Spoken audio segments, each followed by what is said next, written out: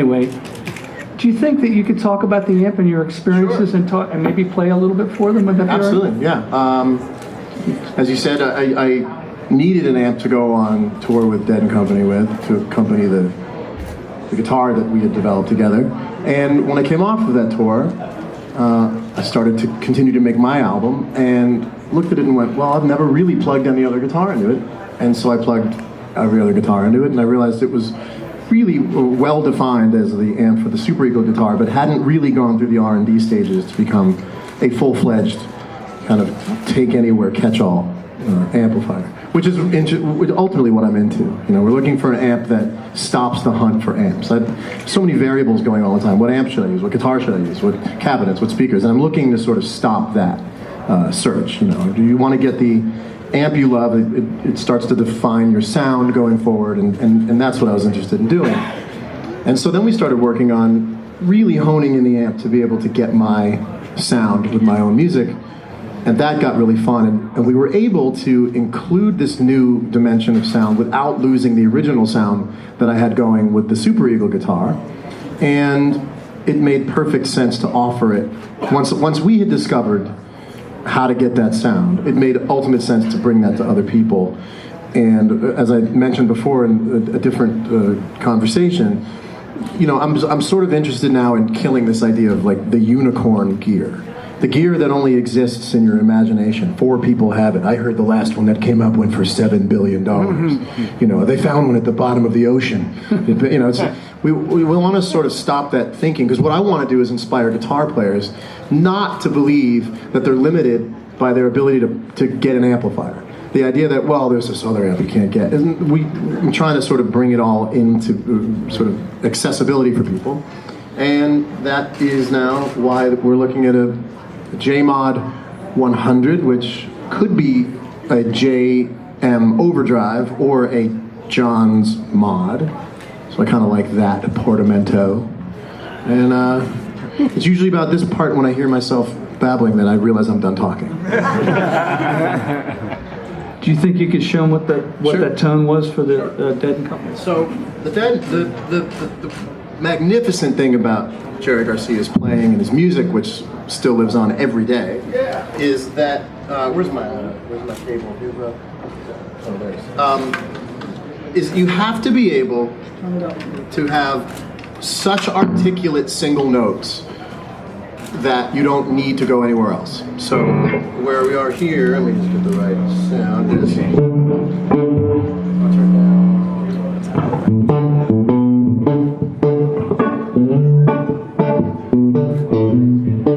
That's one note. And most guitars won't allow you to sustain that kind of focus in terms of playing it and people going, wow, there it is, you know. But we had to develop it so that all these great lines, you know.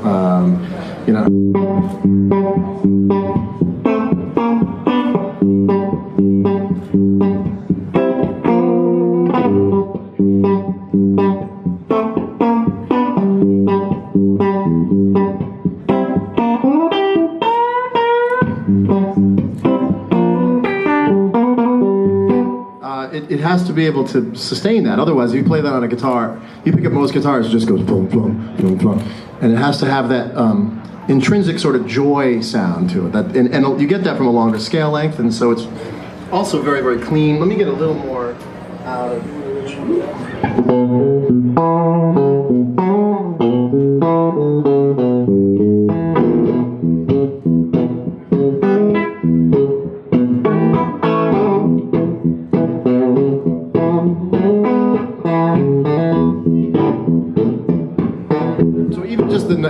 It was striking the string, you get this really tight percussive thing, which you have to have for that music, you know.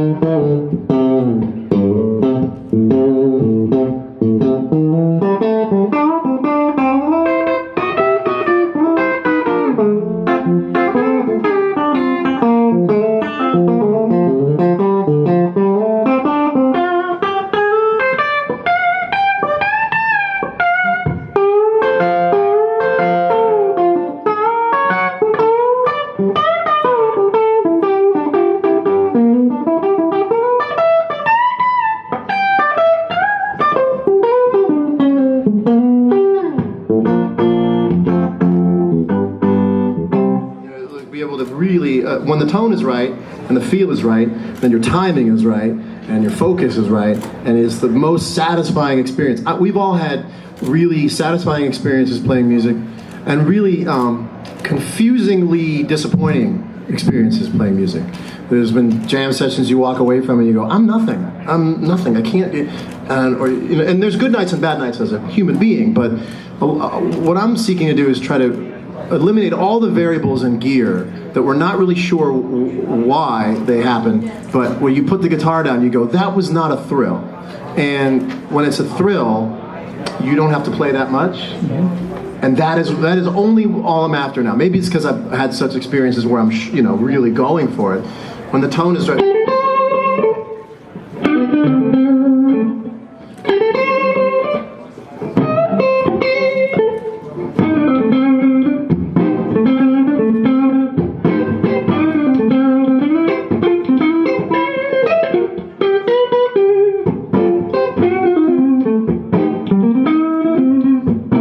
Playing in a gig, and The bright switches in. right?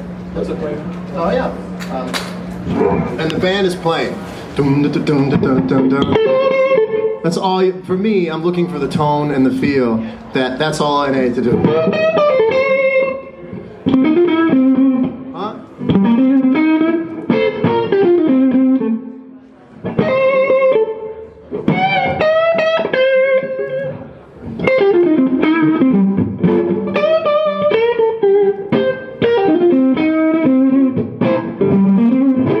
The thing the amp does is it's compressing in the exact amount that allows you to keep a bounce going on the guitar. And it's a really great sort of rhythmic bounce if you've got distortion on.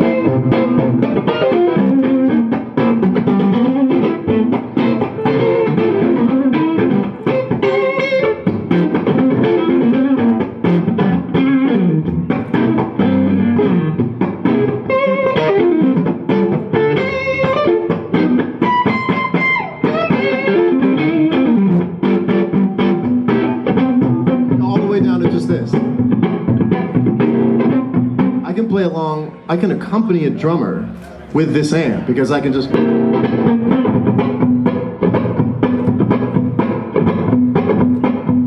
promise you, most guitar amps will not be stiff enough in the power section to be able to.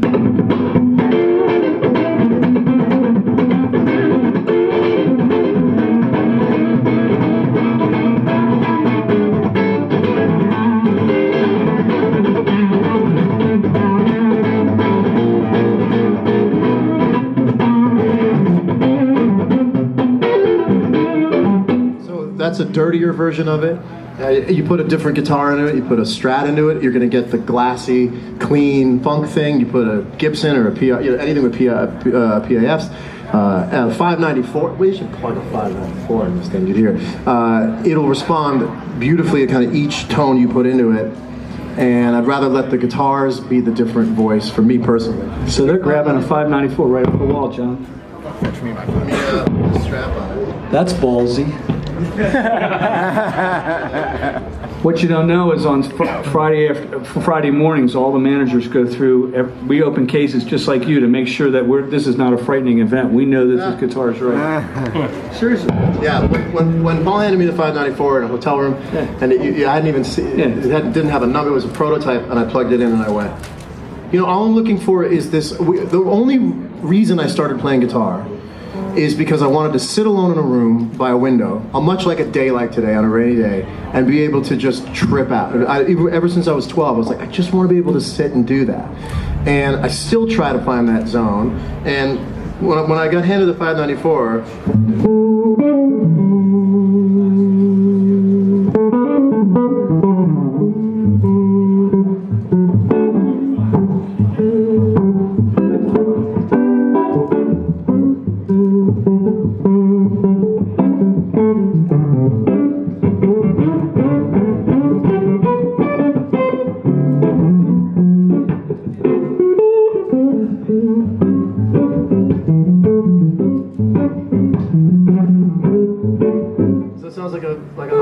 Sounds like an old guitar, right off the wall. That's good, right? Yeah, I should give John a hand for having the courage to do that.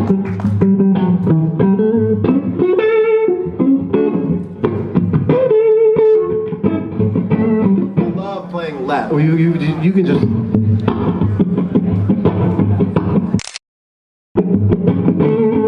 One note.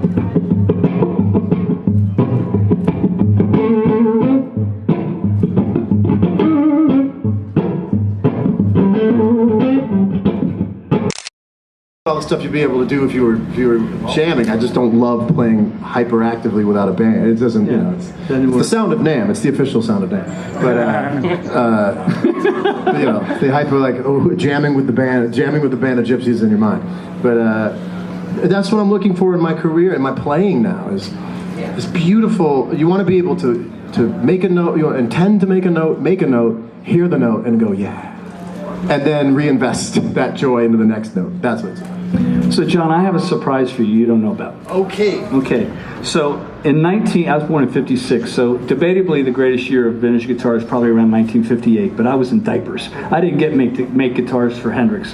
I didn't get to make guitars for the early Allman Brothers. I didn't get to make guitars for the Beatles, okay? But we're making guitars now, and our industry is built on extraordinary musicians that become legends, all right? Behind you, this is Mark Tremonti's guitar that he played on My Sacrifice. This is Carlos Santana's touring guitar. This is one of your other touring guitars. This is the guitar that Neil Schon uses in Journey every night. So they're sitting right behind you, and what's different is when you walked up, you just thought it was some of the other guitars. Yeah. They look so similar to what we normally sell, and that's one of your Dead & Company guitars, right? This is John McLaughlin's guitar that he's been touring with. Yeah, see, look at the look on his face now. Well, right? yeah, I mean, come on. Man, that's taste. This is Jack Fowler's guitar from Sleeping with Sirens, and we've got Mark Holton's guitar from Periphery on the end. So these are guitars that are becoming legends in our lifetime. Well, thank you. And we included your guitar in that batch, so everybody should give John a hand. Thank you. So, you're releasing a new CD as we speak today. Yeah, I'm putting it out 4 songs at a time.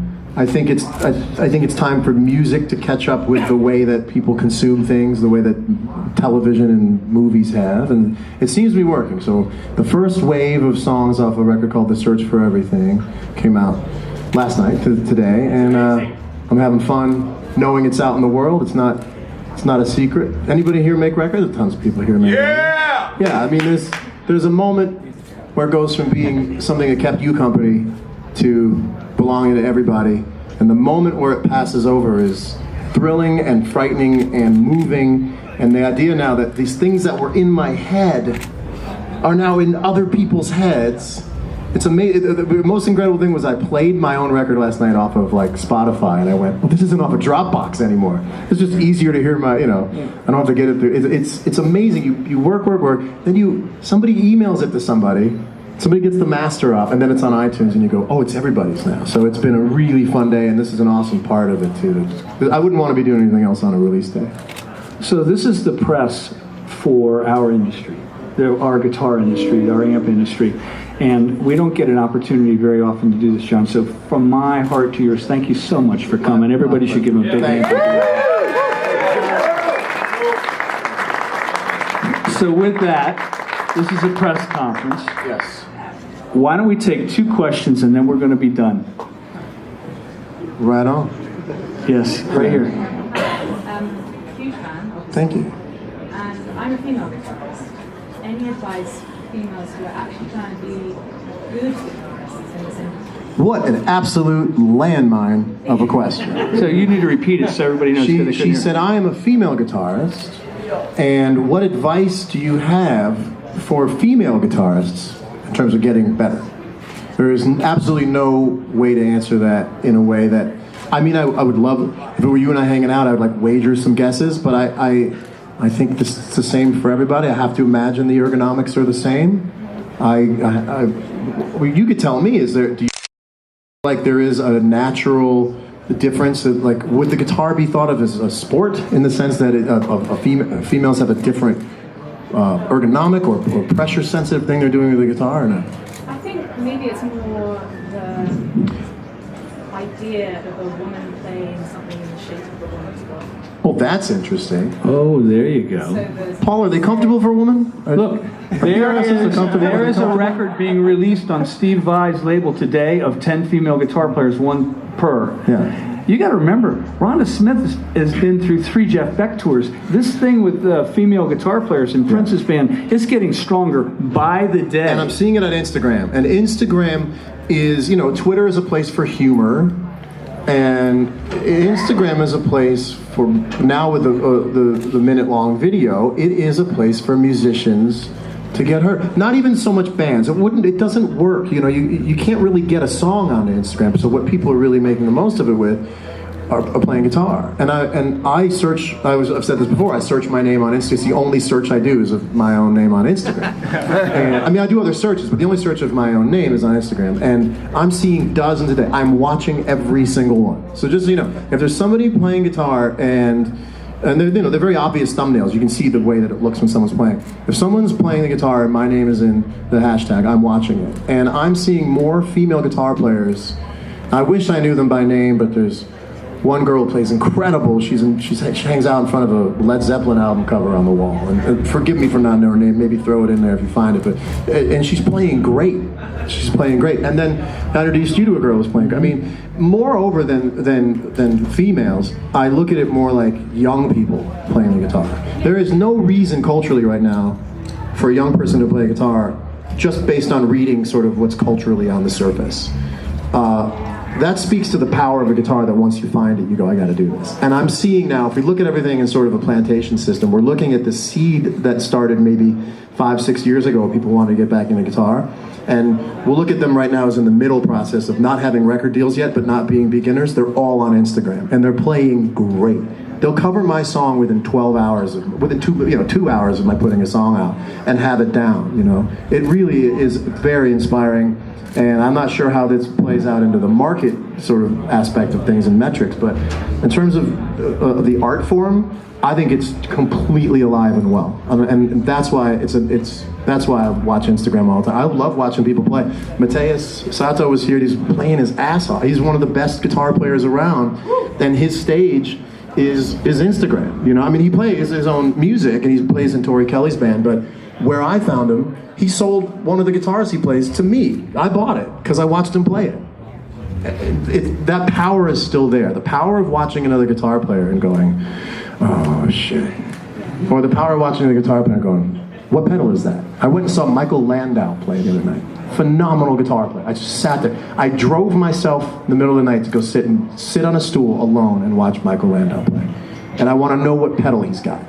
And I've been doing this for a living for a long time, and I've got a lot of pedals, and I want to know what he's got. Yeah. So it's alive and well, and I just want to know now if Paul guitar. Have you thought about? So what you don't know is when we came out with the hollow bodies, all these women started to buy them because it was ergonomically sat well with them. There you go. The little hollow body that we make. Yeah. So can we now say that all PRS guitars are universally fitted? Next question. Yeah, right here. Nice and loud. Last question. What's your favorite Dead & Company song to play? And get a few notes if you could, please. Absolutely. I would say that there's so many that, I mean, I guess part of the fun of it not being my music is that I don't have the relationship of having labored over writing it. I don't have any notions. I'm not clouded by the frustration of what it was like to write it or produce it or record it. So I look at it as these incredible sort of like jungle gyms to play on, you know? And I love the ones that have grooves built in, you know, like the ones that I was playing. I love He's Gone. Oh, I need the Super Eagle if I can get that.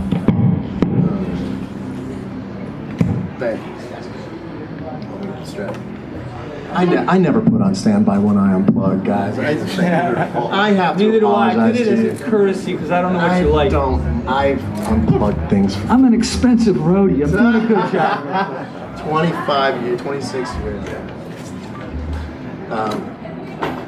So all the stuff that goes, you know, these great songs, great songs. Every guitar player, every musician in the world should learn. They're almost like standards, you know. There should be a Grateful Dead fake book, you know, real book, whatever. You know, these are things you could play on for days. But this, you know, like He's Gone, as it goes.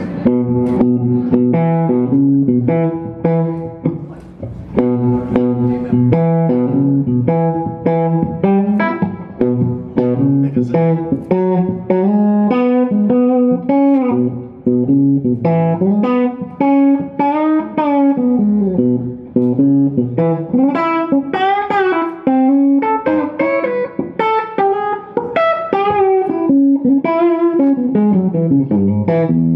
could do that all day. So much swing is implied swing, which is really.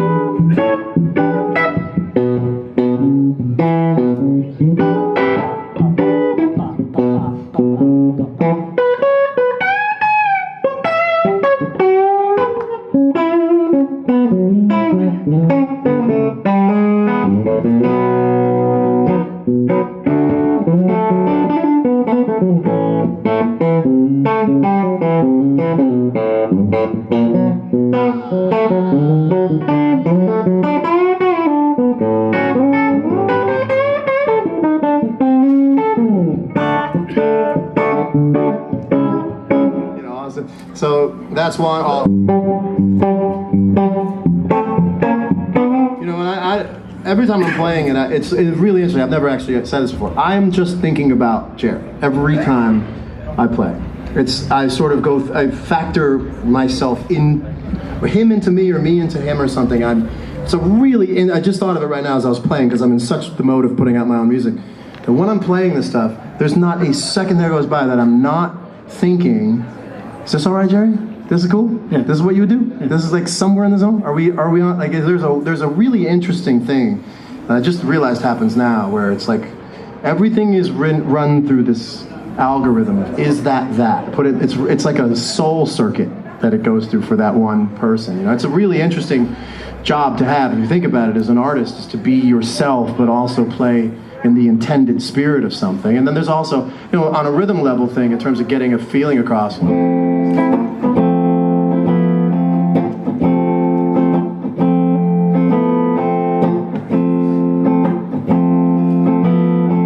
You play that for any Grateful Dead fan / Deadhead, and they will know exactly what to be the power of music, that you can imply what's going to come for the next 15 to 20 minutes and what it means. You hear every lyric, every chord change, everything that's about to be, everything based on, you want to be as a musician, you want to be that. You want to get it down to.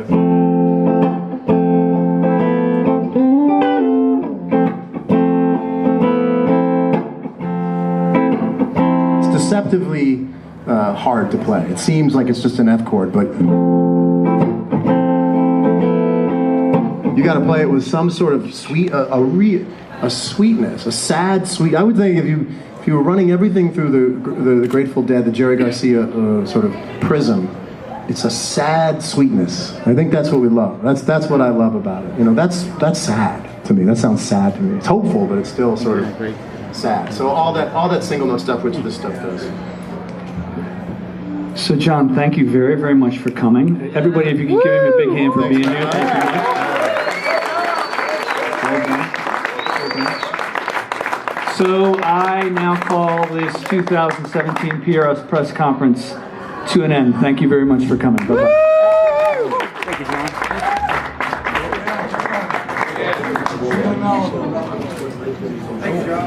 Thanks, you guys. Thank you. Thank you, John. Thank you. Very cool.